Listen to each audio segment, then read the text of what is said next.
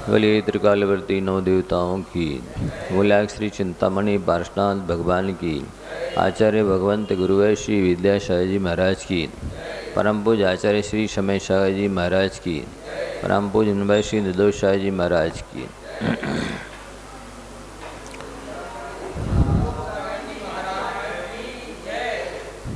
प्यारे बंधु, जैसा कि अपन कोशिश कर रहे हैं, चर्चा कर रहे हैं कि हम अपने जीवन को कैसे बेहतर बनाएं, कैसे व्यवस्थित करें जिससे ये जीवन सफल हो सके, सार्थक हो सके, हमारा भविष्य उज्जवल हो सके।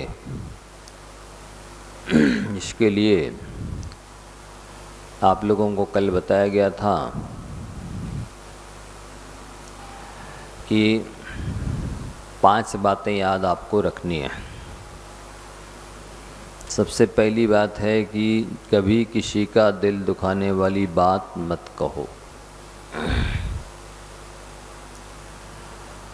जिससे किसी को कष्ट हो जाए, किसी का नुकसान हो जाए, किसी का अपमान हो जाए, किसी को नीचा देखने पड़े, अपयश हो जाए,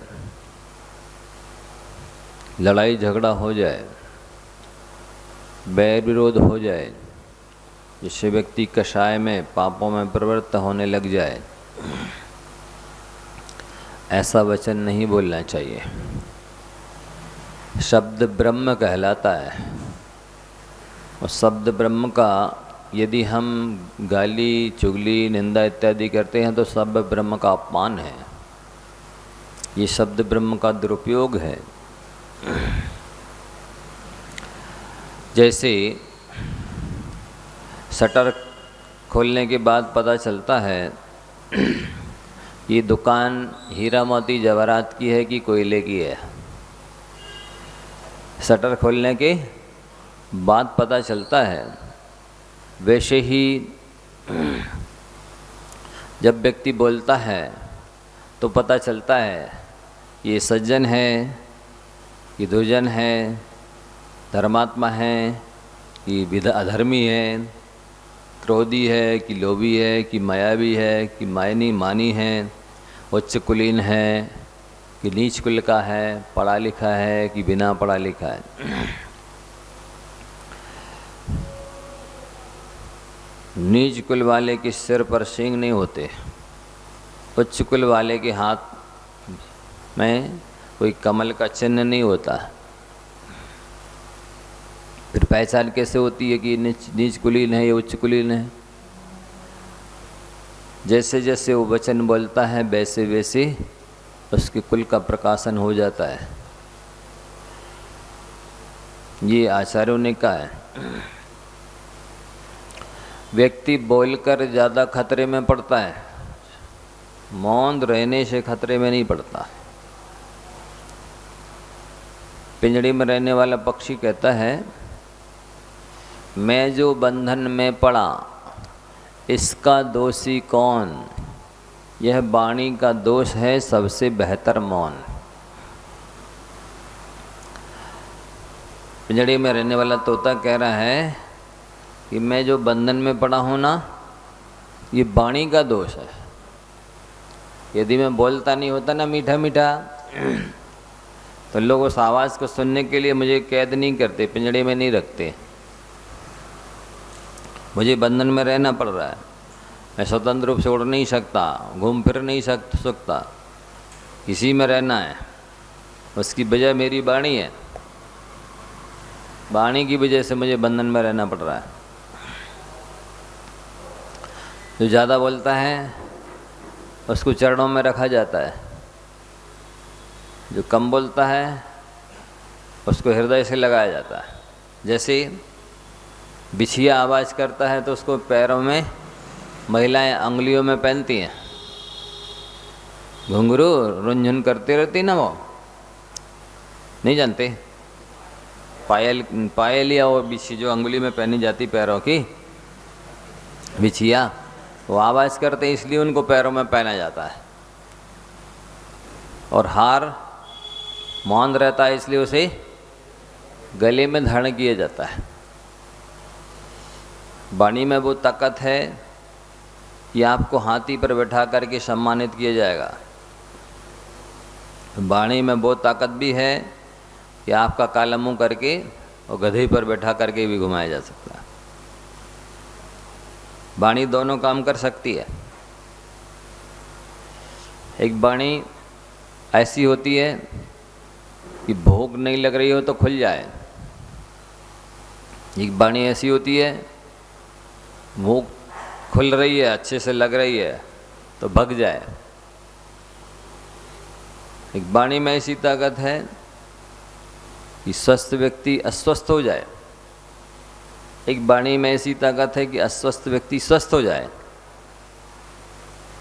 मतलब वाणी अमृत का काम भी करती है तो जहर का काम भी करती है। जैसे आप किसी अतिथि को लेने गए, आया, रेलवे स्टेशन जाके रिसीव किया,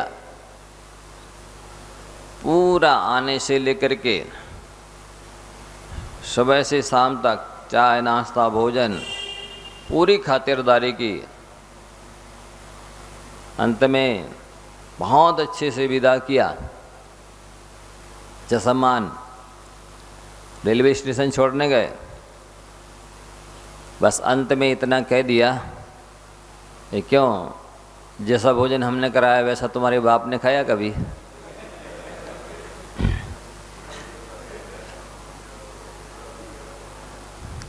तो आपने जो हर्जा किया, खर्चा किया, जो उसके साथ में सेवा की, उसका क्या होगा? सब पर पानी फिर जाएगा। फिर दोबारा कभी आएगा वो? आपको याद करेगा? क्या हो गया?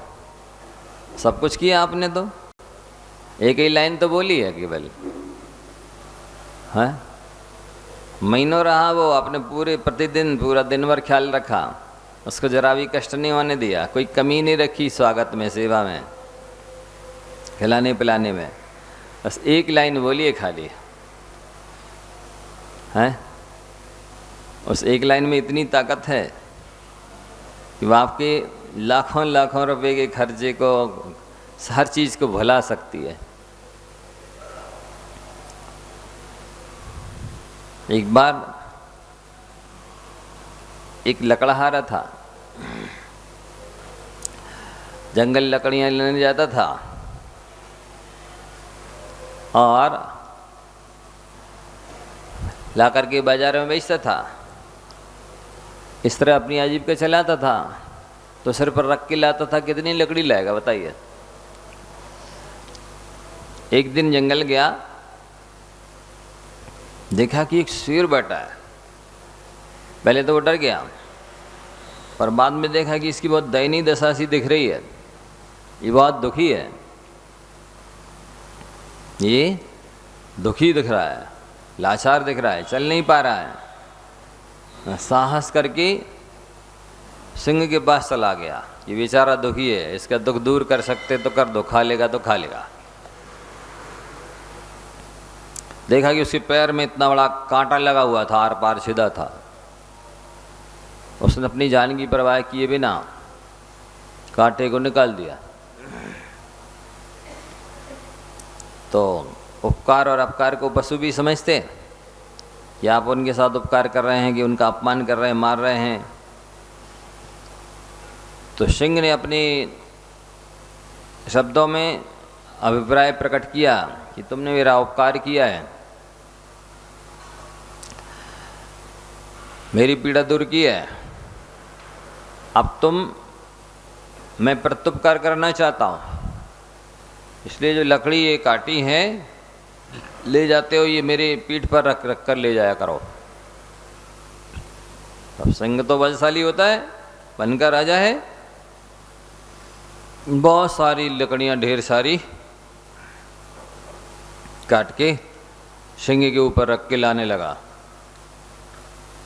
और बेचने लगा। अब चौगुने छगुने पैसे ज़्यादा मिलने लगे।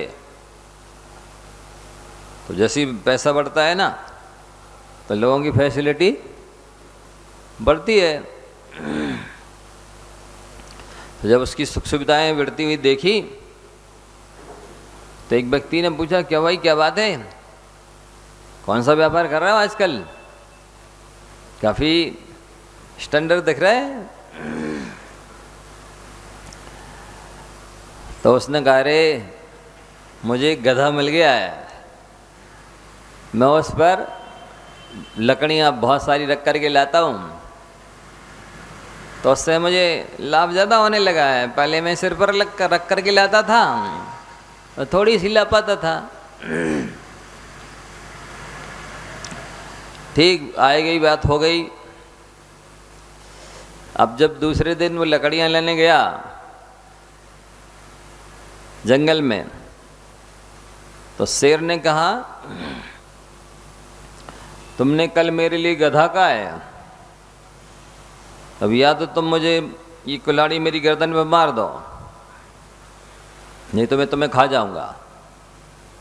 तुमने मुझे गधा क्यों कहा? तो उसने अपनी जान बचाने के लिए सिंह की गर्दन पर कुल्हाड़ी मार दी। वो सिंह कुल्हाड़ी का घाव तो सहन कर गया, लेकिन गधा शब्द सहन नहीं कर सका। आप इसे समझ सकते हैं शब्दों की ताकत कितनी होती है, शब्दों का प्रभाव कितना होता है, शब्दों का असर सामने वाले पर कितना पड़ता है। इसलिए ये एक सेंटेंस याद रखो, एक ब्रह्म वाक्य है, आपके संबोधन अच्छे होंगे तो आपके संबंध अच्छे होंगे। आपके संबोधन अच्छे होंगे तो आपके संबंध अच्छे होंगे। ये निश्चित है कि आप किसी से कहें, क्या हो रे कहाँ जा रहा है, तो वो आपसे कहें भी यही शब्द बोले, तू कहाँ जा रहा है। और यदि आप करके बोलोगे आप कहाँ जा रहे हैं, तो वो बोले आप कहाँ जा रहे हैं। नदी के इस किनारे खड़े होकर के जैसी ध्वनि निकालते हैं, वहाँ से टकरा कर की प्रतिध्वनि भी वैसी ही आती है जैसी आपने निकाली है। ये नियम है। तो आप जैसा व्यवहार करेंगे, सामने वाला भी आपके साथ वैसे ही व्यवहार करेगा। आप घटिया व्यवहार करके सामने वाले से बढ़िया व्यवहार की अपेक्षा नहीं रख सकते। तो सबसे पहला सूत्र आपको याद रखना है, कभी किसी का दिल दुखाने वाली बात मत कहो। बोलना यदि सोना है, सोने जैसा है, तो मौन रहना सोने से बने आभूषण जैसा है।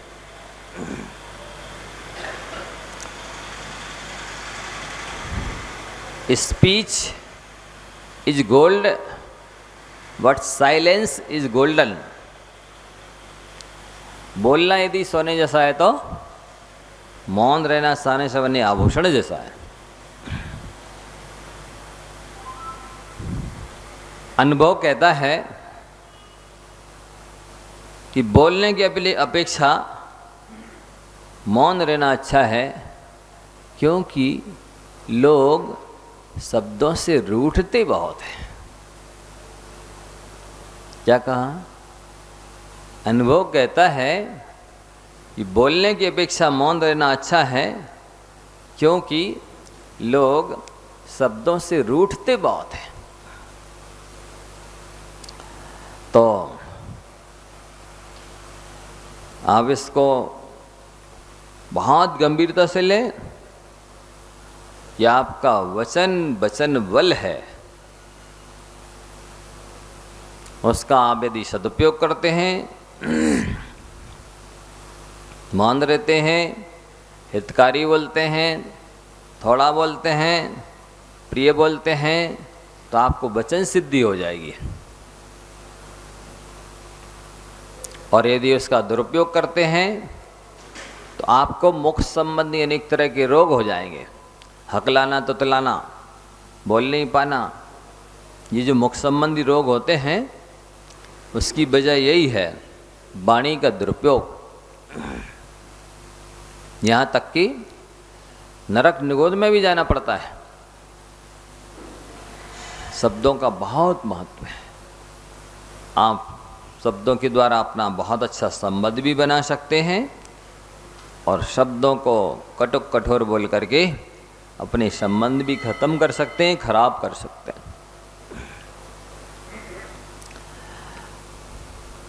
आचार्यों ने कहा है, यदि इच्छसी बसी कर तुम जग देके न कर्मणा परापवाद शस्यभ्यो गाम चरंतीम निवारे। हे भव्य जीवो, यदि एक ही उपाय के द्वारा सारे जगत को वश में करना चाहते हो तो अपनी वाणी रूपी गाय को पर की निंदा रूपी धान मत चरने दो। गो शब्द के एक अक्षरी शब्दकोश में 11 अर्थ होते हैं।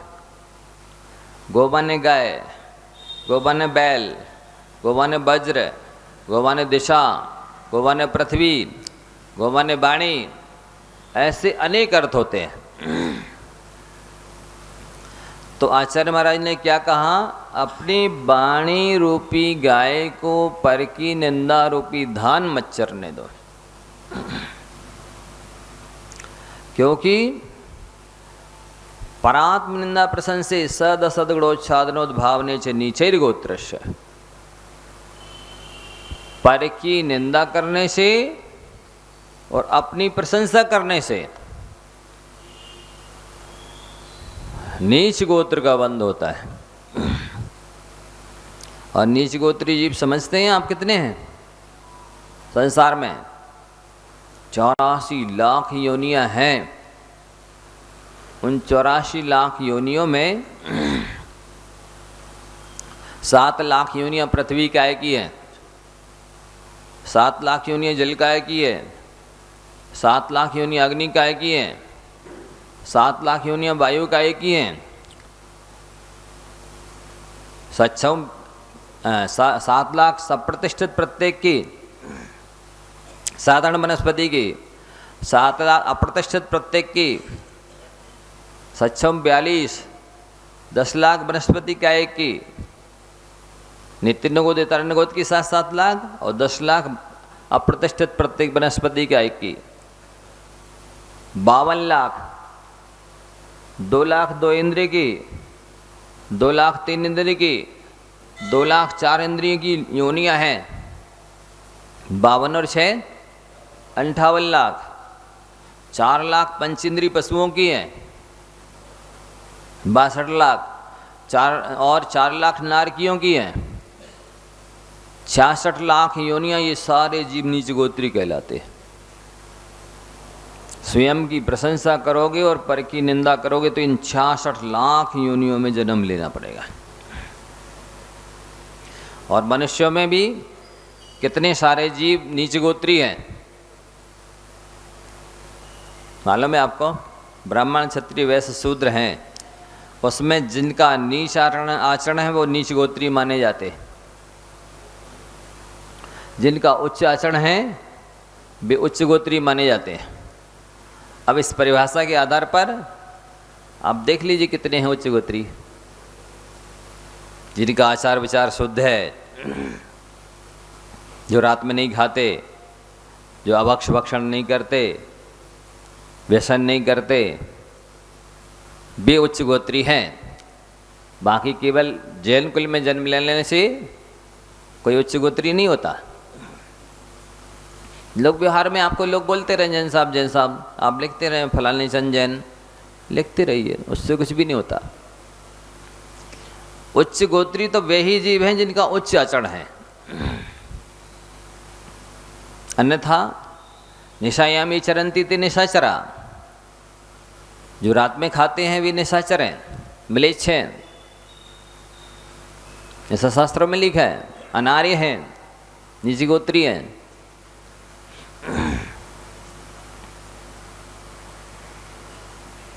तो आप बहुत ध्यान से सुनिए इसको। लोग इसका वाणी का दुरुपयोग कहें, मिसयूज कहें, बहुत ज़्यादा करते हैं। आचार्य समंतभद्र महाराज जी ने स्वयंभू स्तोत्र में बहुत अच्छी बात लिखी है। ये परस्खलितो निद्रा सदोषेव निमीलिना तपस्विनस्ते किम कुर्यो प्रपात्रम तन्मत स्त्रिया। जो लोग परस्खल और निद्र, दूसरों के दोषों को देखने के लिए जाग रहे हैं, सदोषेव निमीलिना, अपने दोषों के प्रति बिल्कुल हाथी की तरह आंख बंद किए हुए हैं, वे बेचारे जैन धर्म के पात्र ही नहीं है। क्या मतलब? सामने वाले के हाथी की आंख बराबर दोष है तो उन्हें वो हाथी बराबर देखता है। सामने वाले के पास हाथी बराबर गुण हैं तो उन्हें वो हाथी की आंख बराबर भी नहीं देखता। देखना जरा, स्वयं के अंदर हाथी की आंख बराबर गुण हैं, सो उन्हें हाथी बराबर मानता है, और स्वयं के अंदर हाथी बराबर दोष है तो उन्हें हाथी की आंख बराबर भी नहीं मानता। कितने भंग बन गए? 4 बन गए ना। दूसरे के दोष आंख बराबर है हाथी की, तो कितने बराबर देख रहा है? शरीर बराबर, हाथी बराबर देख रहा है, और उसमें गुण हाथी बराबर हैं, सो हाथी की आंख बराबर भी मानने को तैयार नहीं है। वो तो दूसरे के बारे में हो गया। अब स्वयं के अंदर हाथी बराबर दोष है, सो हाथी की आंख बराबर मानने तैयार नहीं। स्वयं के अंदर हाथी की आंख बराबर गुण है, सो उन्हें हाथी बराबर मानता है। ऐसे लोग समंतभद्र स्वामी कहते हैं जैन धर्म के पात्र नहीं है, वो जैन नहीं है, धर्मात्मा नहीं है। तो आपको ये समझना है कि सज्जन की पहचान है कि वो किसी में तिल बराबर भी गुण है तो उन्हें सुमेरु पर्वत बराबर देखता है, और स्वयं में सुमेरु पर्वत बराबर भी गुण हैं तो भी आपको अपने आप को तिनके से भी हल्का मानता है, छोटा लघु मानता है। ये सज्जन की और दुर्जन की पहचान है, ये धर्मात्मा और अधर्मात्मा की पहचान है। तो आपको अपना उत्थान करने के लिए 66 लाख योनियां तो वो प्योर नीच गोत्री हैं, और मनुष्यों में 4 वर्णों में जो उच्च आचरण वाले हैं बस वही उच्च गोत्री है। जिनका आचरण नीच है, म्लेच्छों जैसा है, चांडालों जैसा है, अनार्यों जैसा है, वे सब नीच गोत्री है। लिखते रहो जैन साहब जैसा, फलाने चंजन, फलाने चंजन, लिखते रहो। क्योंकि गौमठ सार कर्मकांड में नेमिचंद्र सिद्धांत चक्रवर्ती देव ने लिखा, उच्चम निच्चम चरणम उच्चम निच्चम हवे गोदम। हम उस शास्त्र के आधार, सिद्धांत के आधार पर व्याख्या कर रहे हैं कि उच्च आचरण वाला उच्च गोत्री है, नीच आचरण वाला नीच गोत्री है। अब वो कहीं भी जन्मा हो, आप मानते रहिए हम जैन हैं और ये फलाने वंश के हैं, फलाने कुल के हैं और फलाने, ऐसे अपने आप को मानते रहिए। आचरण के आधार पर उच्च गोत्री कहलाता है। तो इनमें जन्म नहीं लेना 66 लाख योनियां वो, और मनुष्यों में जो नीच गोत्री हैं और देवों में यद्यपि उच्च गोत्र का उदय रहता है, लेकिन भवनवासी व्यंतर देवों को देव दुर्गति के देव कहा जाता है, भवनात्रिक के देव कहा जाता है, कुदेव भी कहा, कहीं कहीं नीच देव भी कहा।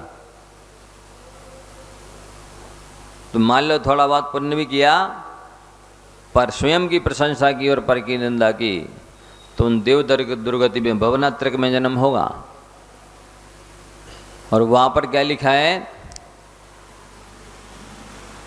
तैते चैथावर्तन धरे यों परिवर्तन पूरे करे। भवनात्रिक में देव जब बनता है ना, तो वहाँ भी जो भोग की सामग्री मिलती है, तो उसमें वो इतना आसक्त हो जाता है कि मरते वक्त उसके वस्त्राभूषणों की कांति मलिन हो जाती है, फीकी पड़ जाती है। तो उससे उसे पता चल जाता है कि अब मेरी आयु मात्र 6 महीने शेष रह गई है। और उसे जानकर कि अब मुझे यहाँ से ठाट बाट वैभव छोड़ के जाना है, तो उस देव दुर्गति वाले देव को आर्त ध्यान होने लगता है कि अरे ये सब ठाट बाट भोग छोड़ जाएंगे, अब कहाँ मिलेंगे, कब मिलेंगे, कैसे मिलेंगे। वो छोड़ना नहीं चाहता है, पर वो छूटते हैं तो आर्त ध्यान होता है, और उस आर्त ध्यान से मर करके एक इंद्रिय बन जाता है। तो ये गुण आ जाए,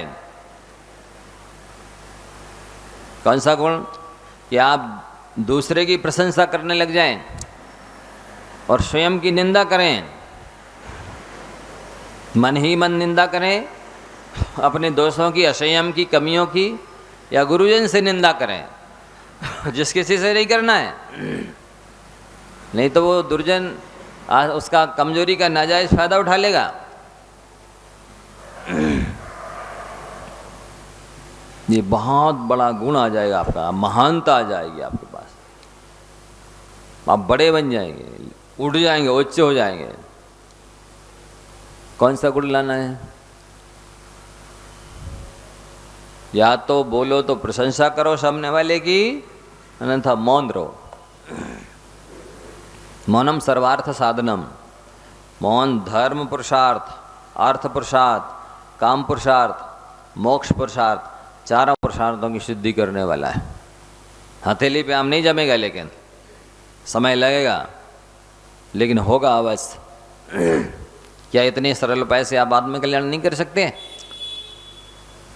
बोलिए, इसमें कौन सी स्त्री पर्याय बाधक है, कौन सी हीन संज्ञान बाधक है, कौन सा पंचम काल बाधक है, कौन सी गृहस्थी बाधक है?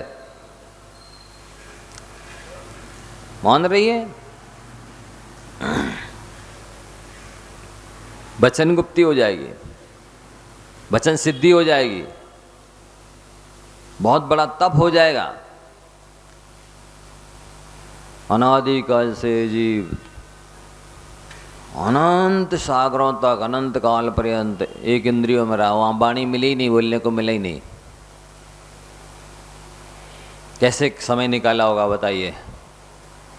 जब थी नहीं वाणी तो काम चल गया, अब है तो काम नहीं चलेगा। नहीं, जिसके पास चने हैं पर दांत नहीं है वो त्याग करे तो क्या मानता? जिसके पास दांत हैं और चने नहीं है वो त्याग करे तो भी क्या मानता है? और दांत और चने दोनों ही नहीं है तो भी त्याग करे तो क्या मानता है? दांत भी हो और चने भी हो और फिर त्याग करे अब तो मानता है। इसी तरह आपके पास वाणी है, जवानी है, फिर भी नहीं बोले तब तो मानता है। अब हिम्मत ही नहीं रही बोलने की, मौन है। वो मौन प्रशंसनीय नहीं है।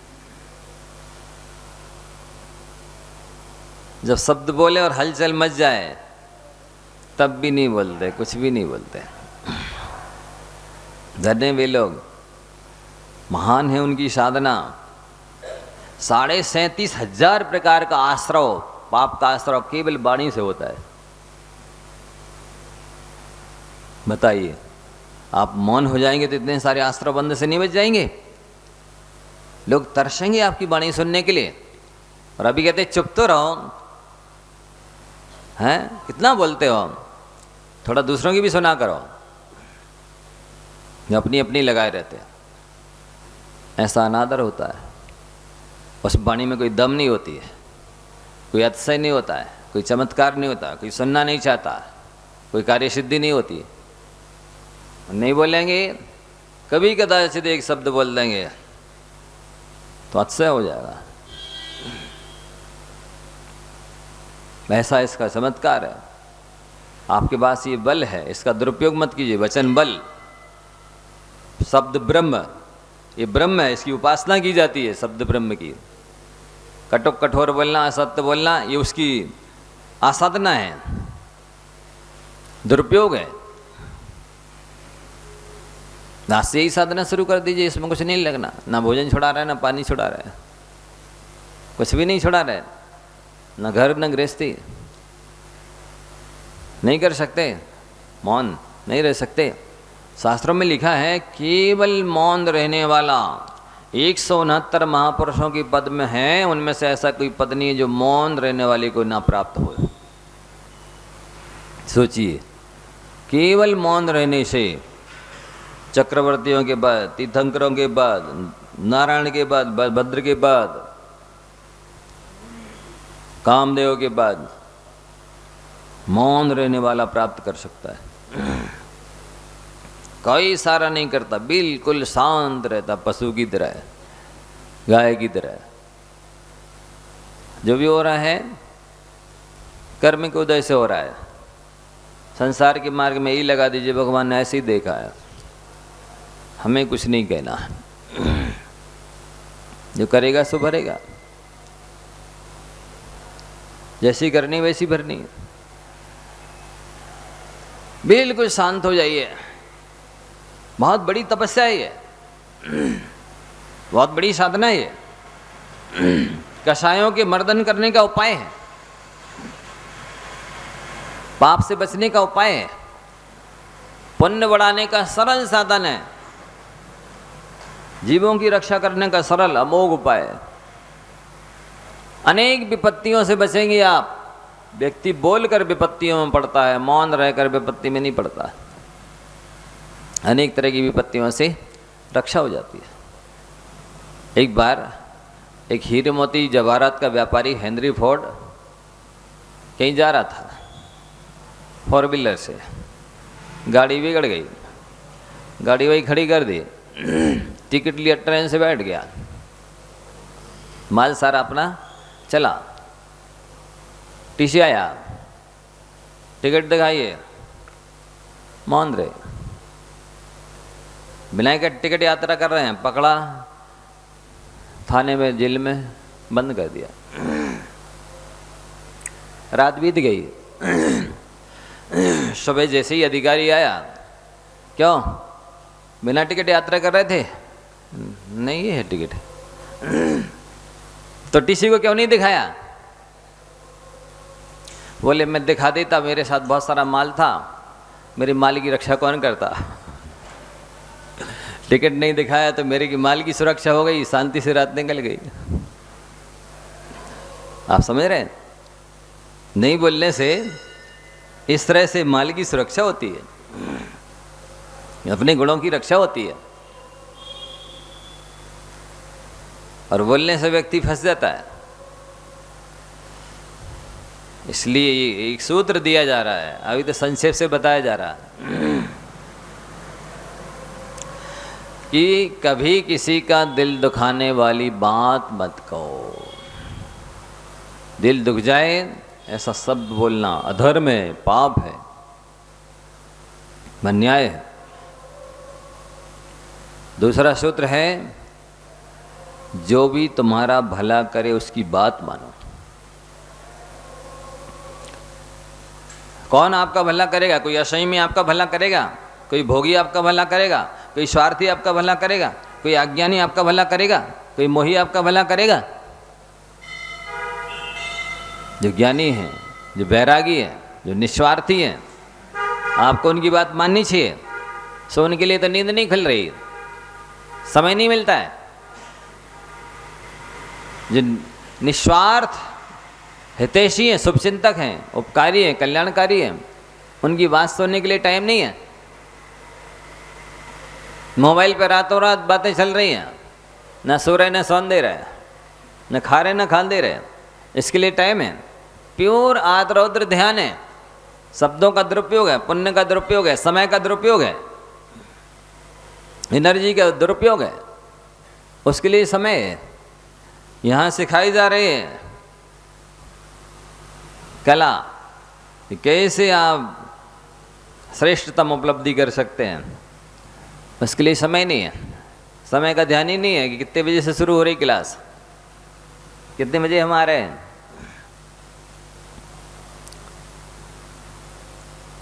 मेडिकल जाना हो, अपॉइंटमेंट लिया हो, घंटों पहले लाइन लगा के बैठ जाएंगे। ट्रेन से यात्रा करनी हो, रेलवे स्टेशन में घंटों पहले पहुंच जाएंगे। किसी भी ऑफिस में जाकर किसी अधिकारी से मिलना हो, पहले से जाकर के लाइन लगाएंगे। बैंक में जाना हो, पहले से जाके बैठ जाएंगे। लेकिन प्रवचन में जब कभी चले आएंगे तो फिर ठीक है, हम आएंगे ही नहीं कल से। लो मान लो जैसे आकर के एहसान कर रहा हूँ, अच्छी बात सिखाई जाए तो वो सुधार तो नहीं करेंगे, जितना अच्छा कर रहे थे वो और बंद कर देंगे। तो बोल भी नहीं सकते, बता भी नहीं सकते।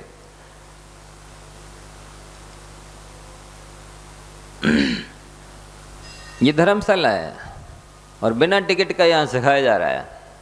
कोई अच्छा बढ़िया एडवर्टाइजमेंट किया जा रहा होता, पहले से बुकिंग की जा रही होती, तो फिर देखो लाइन लग जाती।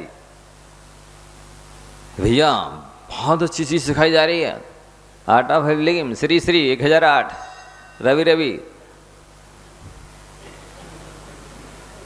कौन कौन सिखा रहा है? लाइन लग जाएगी वहाँ, टिकट कटवा लो जल्दी, नहीं सीटें बुकिंग हो जाएगी पूरी, तो फिर अपन को नहीं मिल पाएगी।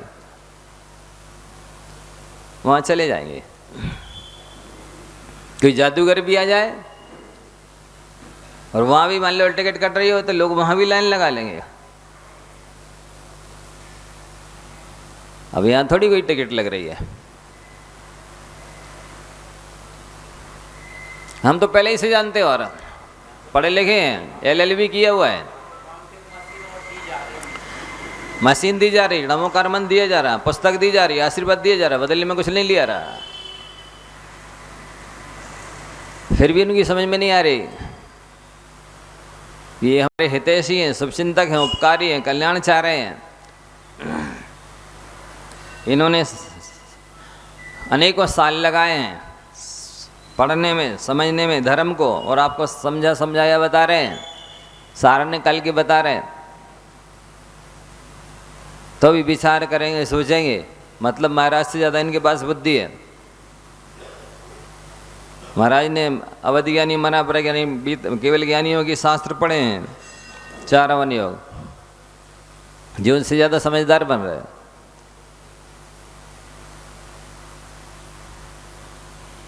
तो क्या है दूसरा सूत्र? जो भी तुम्हारा भला करे उसकी बात मानो। समझो आपका मार्गदर्शक कौन है, शकुनी है कि श्री कृष्ण है? किसे सलाहकार बनाया आपने? असंयमी को, भोगी को, स्वार्थी को, मोही को, अज्ञानी को सलाहकार बनाएंगे, उनकी बात मानेंगे, कभी सन्मार्ग नहीं मिलेगा। आप अपने हितैषी को पहचानिए, कल्याणकारी को पहचानिए, शुभचिंतक को पहचानिए, कौन है मेरा हितैषी। उस भला चाहने वाले की सलाह मानिए, इसमें आपका भला है। बहुत अंतर पड़ता है सलाहकार का। सलाह कौन दे रहा है? देखिए ना, शकुनी ने दुर्योधन दुशासन जैसे 100 भाइयों को मिट्टी में मिला दिया, सारा राज बर्बाद हो गया, सारी मनुष्य पर्याय बेकार हो गई, और युगांतरों के लिए, कल्पांत काल तक के लिए अपयश। बताइए 12 भावना में क्या पढ़ते हो? कहाँ गए वे राम और लक्ष्मण जिन रावण मारा, कहाँ गए वे कौरव पांडव, ऐसा कुछ नहीं पढ़ते? जूझ मरे रन में ये उनकी स्तुति गाई जा रही है क्या अकीर्ति गाई जा रही है? बोलो, ये स्तुति है, प्रशंसा है? कहाँ गए वे लोभी को रजुज मरे रन में। अरे ये निंदा है, ये अपयश गाया जा रहा, कीर्ति गाई जा रही है, दोषारोपण किया जा रहा है। ऐसी कल्पांत काल के लिए अपयश हो गया स्थायी। ऐसा सलाहकार नहीं बनाना। वो पीएचडी करेंगे वहां, उसकी सलाह मानेंगे, जिनका कोई आचार विचार नहीं। यहाँ ज्ञानी वैरागी संत साधक मिल रहे हो अनुभवी, तो उनके उपदेश से चैथी पे जो भी नहीं रह रही।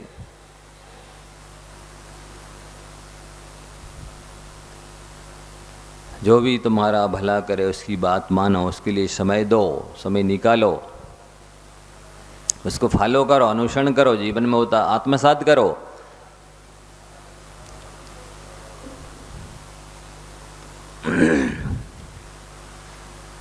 तीसरा सूत्र है,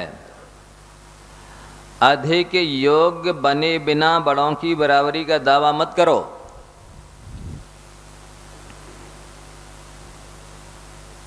सामने वाले की 7 खंड की बिल्डिंग है, हमारी भी होना, इसके पास इतनी दुकान मकान हैं, इतने कारखाने हैं, इतनी मॉल हैं। नहीं, ऐसी बराबरी करने की आवश्यकता नहीं है। अपना पुण्य देखिए, अपना पुरुषार्थ देखिए, अपने सहयोगी साथी देखिए, अपना लक्ष्य देखिए कि मेरा लक्ष्य क्या होना चाहिए, मेरा पुरुषार्थ किस दिशा में होना चाहिए, मुझे किसे समय देना चाहिए, मुझे कहाँ श्रम करना चाहिए। उनकी बराबरी करने से क्या मिल जाएगा हमें? जरा आप जाकर देखो तो, जिनकी आप बराबरी करना चाह रहे हो। मान लो आप तहसीलदार बनना चाह रहे हैं, कलेक्टर बनना चाह रहे हैं, पहले कलेक्टर की स्थिति देख लो, वो सुखी है क्या? ब्रह्मचारी अवस्था में मुंबई ठाना गए प्रवचन करने, एक बात अच्छे सज्जन है दिलीप जी घेवारे कलेक्टर साहब, बात प्रतिदिन पूजन करते, धार्मिक और दशलक्षण में इतनी हार्दिक इच्छा कि हम पूजन विधान करें, भैया जी की एक भी क्लास नहीं छोड़ें, प्रवचन नहीं छोड़ें, लेकिन बस घंटी बज जाए, बोले भैया जी इतना खटकता है, बहुत अखरता है, क्योंकि उनके ऊपर बॉस बैठा है। तो आप जो बनना चाह रहे हैं, जरा उसकी स्थिति तो देख लो कि अरबपति बनना चाह रहा हो तो उससे पूछो तो जाकर के वो कितना सुखी है कि कितना दुखी है। उसके ऊपर भी उसका बॉस बैठा है, वो उसे टॉर्चर करता रहा है, अंकुश लगाता रहता है। आप हाथी बनना चाह रहे हैं तो हाथी की स्थिति देख लो कि उसके सिर पर भी कोई बैठा है उसे अंकुश लगाने के लिए। शेर बनेंगे तो हम, शेर को भी मक्खियों से तो अपनी रक्षा करनी पड़ती है। क्या कहा? शेर बनना चाह रहे हो तो शेर को भी मक्खियों से तो अपनी रक्षा करनी पड़ती है। शेर भी सुखी नहीं है। इसलिए जहां जाना चाह रहे हो आप, अपनी संतान को जो बनाना चाह रहे हो, जरा उसको जाकर के एक बार पूछो तो कि वो कैसे जी रहा है, कितने वो दबाव प्रभाव में जी रहा है। और आप वहां पास गए हैं, वहां चाहे मैं बेईमानी नहीं करूंगा, घूस नहीं लूंगा, नहीं दूंगा, तो आपको करना पड़ेगा, क्योंकि ऊपर जो बॉस बैठे हैं उनका दबाव प्रभाव प्रेशर इतना रहेगा। आप ले चाहे नहीं लो, इतना प्रतिशत तो मुझे चाहिए, आप अपने गांठ से दो। फिर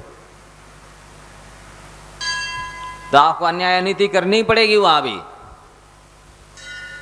नहीं चाहते हुए भी घूस लेनी पड़ेगी, देनी पड़ेगी, 2 नंबर के काम करने पड़ेंगे। और फिर भी दबाव तो रहेगा ही, अंकुश तो लगा ही रहेगा। आप स्वतंत्र नहीं रह पाएंगे, सुखी नहीं हो पाएंगे, निश्चिंत नहीं रह पाएंगे। कहाँ जा रहे हो? क्या बनना चाह रहे हो? अधिक योग्य बने बिना बड़ों की बराबरी का दावा मत करो। सांसारिक लोगों की बराबरी करना चाहोगे, स्वप्न में भी सुख शांति नहीं मिलेगी। याद हो रहा है ना सूत्र? पहला सूत्र क्या है? कभी किसी का दिल दुखाने वाली बात मत कहो। बोलो मत।